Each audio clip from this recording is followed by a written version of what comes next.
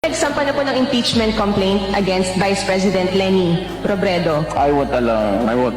Do you think, sir, may basehan po para ma-impeach nga po siya? What are your thoughts po? Look, you know, we just had an election. Guys, lay off. Let's stop it. Can do other things, but do not tinker with the structure of government. I will not countenance it. Elected yung tao. So, why do you have to sit just because he keeps on harping on me? Yeah, this is democracy. It's freedom of speech. Kakatapos lang ng eleksyon, agad mo sirayan bayan. I've always been very vocal about certain issues I do not agree with. Halimbawa, extrajudicial killings, libingan ng mga bayani ni Presidente Marcos, yung presentation ng alleged na sex video,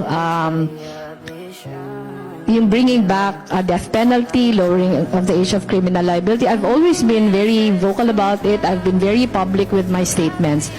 Pero if there's one thing naman na I'm grateful for, it appears that the President has not taken it against me.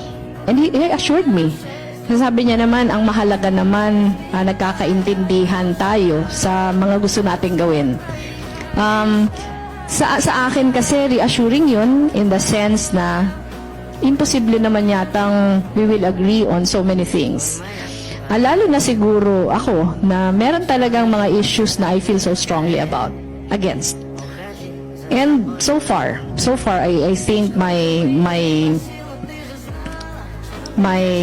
opinions and my feelings on these issues have been respected.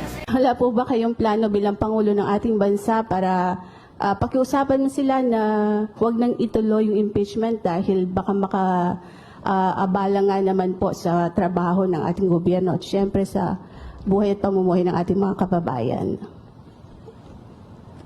The Senate has no choice. The House has no choice. They have to do this now.